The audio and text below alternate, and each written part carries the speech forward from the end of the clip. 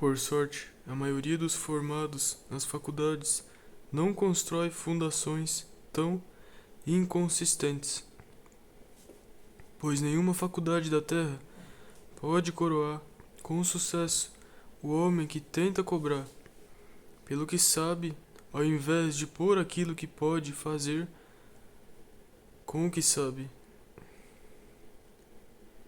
O homem a quem me referi era uma das famílias mais conhecidas da Virgínia.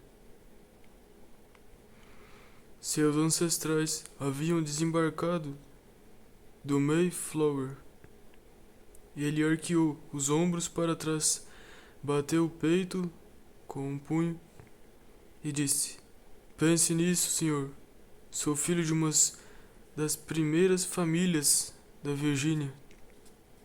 Minhas observações me levaram a acreditar que ser filho de uma primeira família nem sempre é uma sorte para o filho ou para a família. Com demasiada frequência, esses filhos das primeiras famílias tentam se dar bem com base no sobrenome. Pode ser apenas uma ideia estranha minha, mas tenho observado que os homens e mulheres que trabalham para valer têm pouco tempo e ainda menos inclinação para se gabar dos ancestrais. Não faz muito tempo, viajei para o sudeste da Virgínia, onde nasci. Foi a primeira vez que voltei lá em mais de 20 anos. Foi uma tristeza comparar os filhos de alguns que há 20 anos eram conhecidos como descendentes das primeiras famílias com os filhos de homens simples que trataram de se expressar com ação intensa. A comparação não refletiu nenhum crédito sobre os rapazes das primeiras famílias,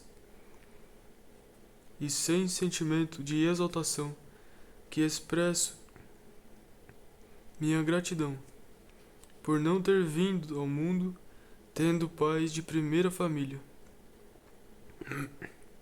Isto, é claro, não foi uma questão de escolha, e caso tivesse sido, talvez eu selecionasse pais de primeira família. Não faz muito tempo, fui convidado para dar uma palestra em Boston, Massachusetts. Após terminar meu trabalho, um comitê de recepção se voluntariou para me mostrar os pontos turísticos da cidade, incluindo uma viagem a Cambridge, onde visitamos a Universidade de Harvard.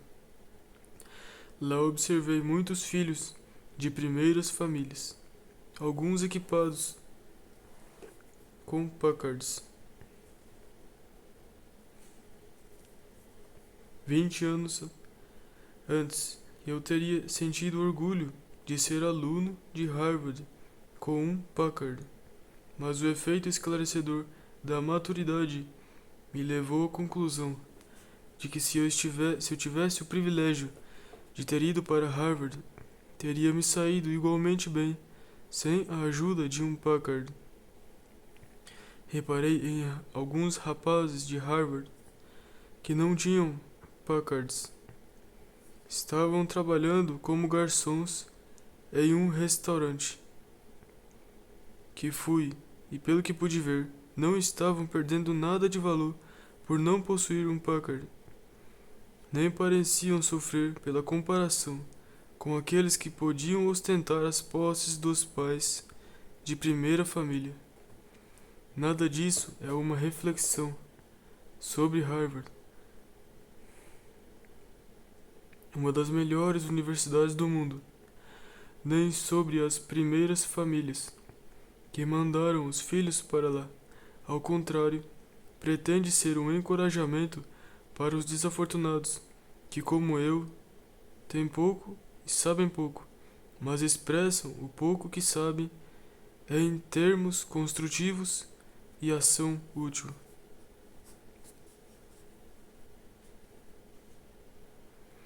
A psicologia da inação é um dos principais motivos para algumas cidades estarem morrendo. Pegue a cidade X, por exemplo. Você vai reconhecer a cidade pela descrição, se está familiarizado com esta parte do país. As leis azuis, de cunho religioso, fecharam todos os restaurantes no domingo. Os trens devem diminuir a velocidade quando passam pela cidade. Sinais chamativos de não pise na grama são afixados no parque. Regulamentos municipais desfavoráveis de uma forma ou outra enxotaram as melhores indústrias para outras cidades. As evidências de repressão estão por toda parte. Nas ruas, as pessoas mostram sinais de repressão no rosto, no comportamento e no caminhar. A psicologia de massa da cidade é negativa. No momento em que se desce na estação de trem, essa atmosfera negativa se torna depressivamente óbvia e faz com que se queira pegar o próximo trem e partir. O lugar lembra um cemitério e as pessoas parecem fantasmas ambulantes. Elas não registram sinais de ação. Os balanços das instituições bancárias refletem o estado mental negativo da inatividade. As lojas refletem o mesmo nas vitrines e rosto dos vendedores. Entrei em uma dessas lojas para comprar um par de meias. Uma moça com rolinhos no cabelo, que poderia ter sido uma melindrosa se não fosse tão preguiçosa, jogou uma caixa de meias no balcão. Quando peguei a caixa, olhei a meia e exibi um ar de desaprovação no rosto. Ela bocejou languidamente. São as melhores que você vai conseguir nesse lixo.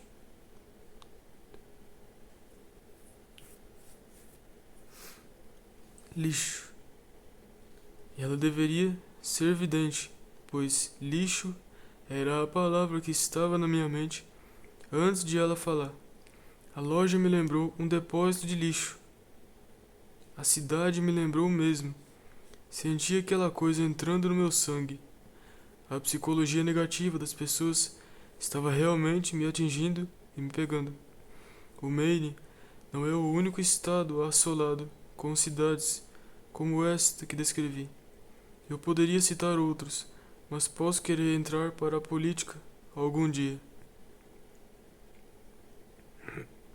Portanto, deixarei que você faça sua análise e comparação entre cidades que estão vivas e ativas e aquelas que estão morrendo vagarosamente por inatividade.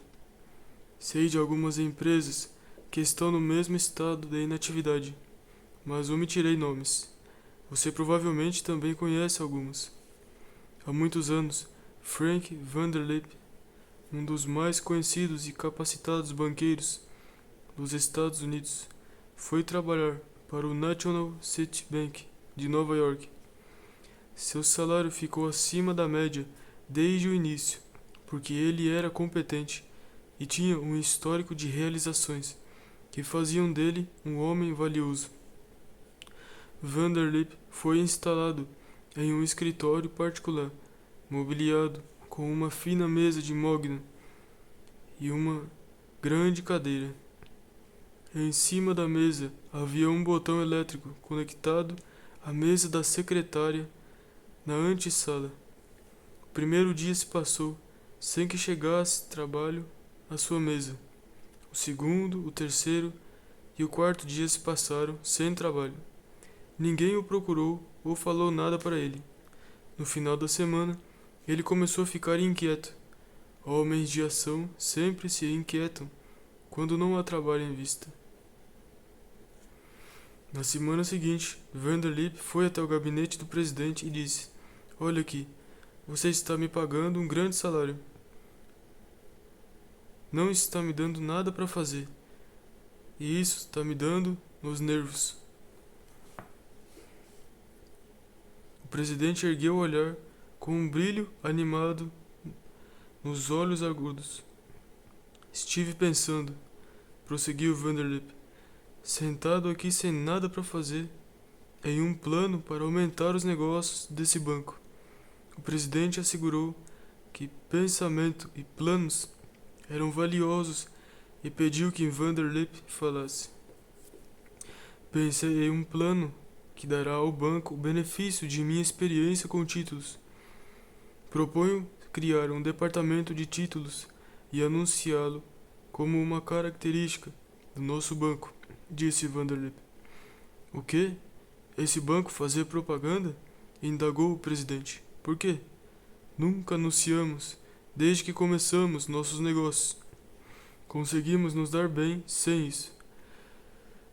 Bem, agora você começará a fazer propaganda, disse Vanderlip, e a primeira coisa que anunciará é o novo departamento de títulos que planejei. Vanderlip venceu. Homens de ação geralmente vencem. Essa é uma de suas características distintas. O National City Bank também ganhou, porque aquela reunião deu início a uma das campanhas publicitárias contínuas mais lucrativas já feitas por um banco, tendo como resultado o National City Bank tornar-se uma das instituições financeiras mais poderosas dos Estados Unidos. Houve outros resultados também dignos de se comentar, entre eles o resultado de que Vanderlip cresceu como banco, como homens de ação geralmente crescem em qualquer coisa que ajudem a construir, até que por fim tornou-se o presidente da grande casa bancária. Eis aqui uma boa brincadeira para fazer com seu patrão. Vá para o trabalho um pouco mais cedo e saia um pouco mais tarde do que deveria. Lide com o material de trabalho como se fosse seu. Tome a iniciativa de falar bem dele para os seus colegas. Quando houver um trabalho extra a ser feito, voluntarie-se. Não se surpreenda quando ele reparar em você e lhe oferecer a chefia do departamento ou uma parceria nos negócios, pois essa é a melhor parte da brincadeira.